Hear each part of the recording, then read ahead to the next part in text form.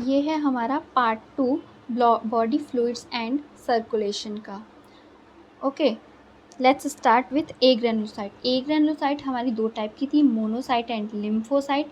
जो मोनोसाइट होती है वो 6 to 8% पाई जाती हैं। इनका बीन शेप्ड न्यूक्लियस होता है, किडनी शेप भी कह सकते हैं इसको, हॉर्स शू शेप भी कह सकते हैं। लिवर के अंदर पाई जाने वाली कुफ्फर सेल जिनके हमने नाम सुने हैं, किडनी के अंदर मीजेंजियल सेल, लंग्स के अंदर डस्ट सेल, ब्रेन के अंदर माइक्रोगियल सेल, ये सभी हमारे प्रकार होते हैं किसके, मोनोसाइट के। अब आते हैं लिम्फोसाइट पर। लिम्फोसाइट 2 टाइप्स की होती हैं जिसको हम बोलते हैं बी सेल या बी लिम्फोसाइट, टी सेल या फिर टी लिम्फोसाइट। बी सेल जो होती है वो 2 टाइप की सेल्स को फॉर्मेशन में हेल्प करती है।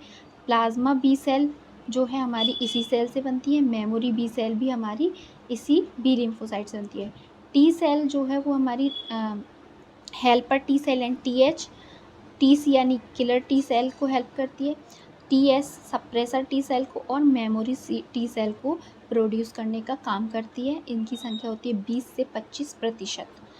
फॉर्मेशन क्या होता है इनका, रेड बोन मैरो के अंदर होता है। मैचुरेशन जो होता है हमारी जो टी सेल होती है उसका मैचुरेशन थाइमस में होता है, जबकि जो बी सेल होती है उसका मैचुरेशन जो है हमारी बोन मैरो के अंदर होता है। देखिए, जो बी सेल और टी सेल होती हैं इन दोनों का फॉर्मेशन हमारे रेड बोन मैरो में होता है, लेकिन जो टी सेल होती है उसका स्पेशली जो फॉर्मेशन होता है, सॉरी मैचुरेशन जो होता है वो थाइमस में होता है। टी से याद रखिए, टी से टी सेल और टी से थाइमस में, बी सेल को वहीं पर छोड़ दीजिए। देन आते हैं प्लेटलेट्स। प्लेटलेट्स को हम बोलते हैं थ्रोम्बोसाइट्स। ओके, तो जो मेगा कैरियोसाइट होती है वो इसकी मदर सेल होती है, यानी कि मेगा कैरियोसाइट के फ्रेगमेंटेशन यानी कि टुकड़े होने से टुकड़े टुकड़े में ये टूट जाती है और प्लेटलेट्स का फॉर्मेशन करती है, जो प्लेटलेट्स जो हैं ब्लड की क्लॉटिंग में काम आती हैं। नंबर इनका होता है 1.5 से 3.5 लाख पर mm³ ऑफ ब्लड। टर्म्स जो होती है ये वैसे ये टर्म्स इम्पॉर्टेंट नहीं है, ये एक्स्ट्रा इन्फॉर्मेशन है। ब्लड ग्रुप को कार्ल लैंडस्टीनर ने खोजा था। एंटीजन क्या होते हैं, एंटीजन जो होती है ग्लाइकोप्रोटीन्स होती है जो हमारी आरबीसी की सरफेस पर प्रेजेंट होती है। एंटीबॉडी जो हम टर्म सुनते हैं वो प्लाज्मा के अंदर डिसॉल्व फॉर्म में पाई जाती हैं। आरबीसी का टाइप है, ये एंटीबॉडीज प्रेजेंट इन प्लाज्मा है, antigen in red blood cell. इनकी जो हमारा ये ब्लड ग्रुप के 4 टाइप हैं, blood group A, group B, group A B, blood group O. जो ब्लड ग्रुप ए है उसके अंदर जो एंटीजन है वो एंटीजन ए हैं, ठीक है, एंटीजन ए प्रेजेंट होते हैं। जो ब्लड ग्रुप है वही वाला एंटीजन है। और जो एंटीबॉडी है ये देखिए इसकी शेप गोल गोल है, तो ये जो एंटीबॉडी है ये इससे बाइंड नहीं कर पाएगी। इसकी ये जो एंटीबॉडी है इसके एंटीजन से बाइंड नहीं कर पाएगी क्योंकि इसकी शेप जो है ये ट्रायंगुलर टाइप है और इसकी जो शेप है ये राउंड है। लेकिन अगर बात करें ब्लड ग्रुप बी की, तो ब्लड ग्रुप बी की जो आरबीसी है उसकी सरफेस पर देखिए, सरफेस पर ट्रायंगुलर शेप की एंटीजन पाए जा रहे हैं और जो हमारी ये है एंटीबॉडी है वो क्या है, राउंड टाइप की एंटीबॉडी जो है इसके प्लाज्मा के अंदर पाई जा रही है। ये इससे बाइंड नहीं कर पाएगी, आराम से फ्लो होती रहेगी जो ब्लड है उसके अंदर। ये देखिए एंटी जो ग्रुप है ब्लड ग्रुप बी है तो इसकी एंटीजन बी है। ब्लड ग्रुप ए बी, तो यानी कि जो ग्रुप है उसके अंदर क्या होती है, एंटीजन ए और बी दोनों पाई जा रही है। ये देखिए ये एंटीजन ए है, ये एंटीजन बी है, कि इस वाली आरबीसी की सरफेस पर दोनों टाइप की एंटीजन पाई जा रही है और एंटीबॉडी इसके अंदर कोई सी नहीं है, नन, ठीक है। ए बी से याद रखिए एबसेंट, ए बी से एंटीबॉडी एबसेंट, याद रखने की ट्रिक है एंटीबॉडी एबसेंट, ठीक है। और ब्लड ग्रुप ओ का ऐसे याद रखेंगे, अगर इसके अंदर ब्लड ग्रुप ए बी के अंदर एंटीबॉडी एबसेंट है तो ब्लड ग्रुप ओ के अंदर क्या रहेगी, एंटीबॉडी एबसेंट नहीं रहेगी, एंटीजन एबसेंट रहेगी। जो ब्लड ग्रुप ओ होती है वो मतलब एक तरह से सोच सकते हैं कि ये इसका सर है, इसके ऊपर कोई भी एंटीबॉडी नहीं है, टकला है, ठीक है। मतलब इसका जो ओ है वो ऐसा ही है, इसके ऊपर कुछ भी नहीं है, कोई एंटीजन यहाँ पर नहीं है। तो इसके अंदर एंटीबॉडी ए और बी पाई जा रही है, ठीक है। ये देखिए एंटीबॉडी, ये है हमारी एंटीबॉडी ए, ये एंटीबॉडी बी, ठीक है। This is the trick. अब हम बात करते हैं ब्लड ग्रुप की। जो ब्लड ग्रुप है वो इस टाइप के हो सकते हैं।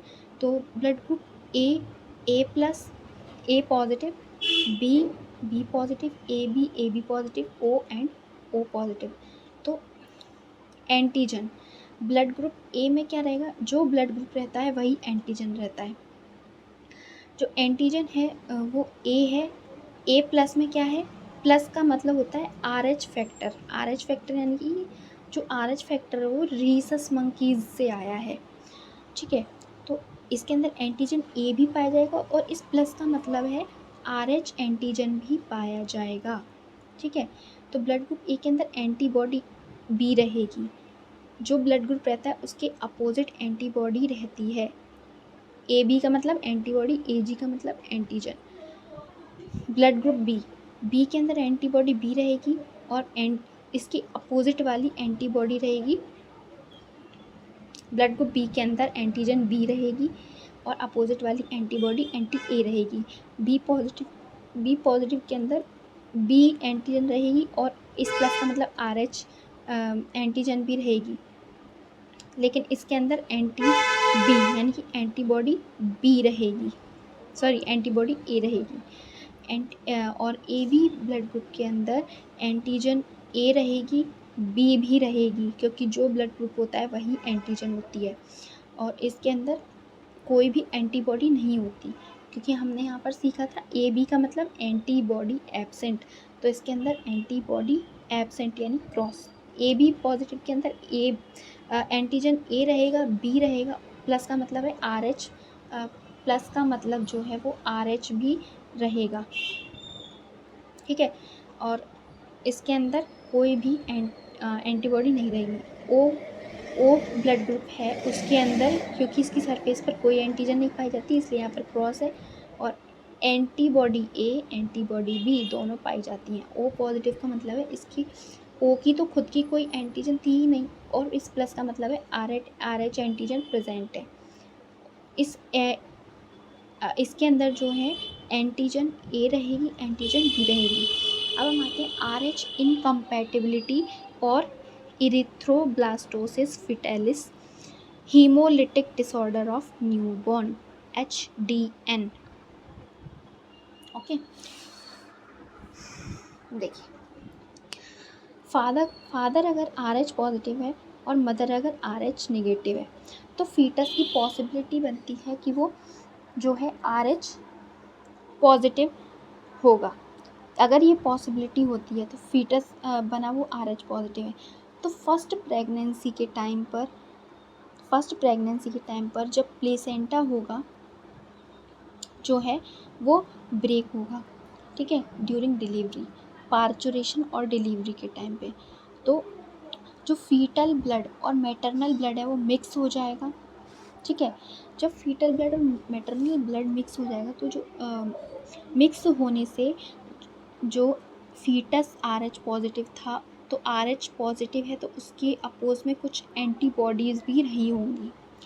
एंटीबॉडीज़ जो हैं वो ट्रैवल कर जाती हैं मदर के प्लेसेंटा से होते हुए मदर की बॉडी में, और आर एच एंटीबॉडी प्रोड्यूस कर देती हैं।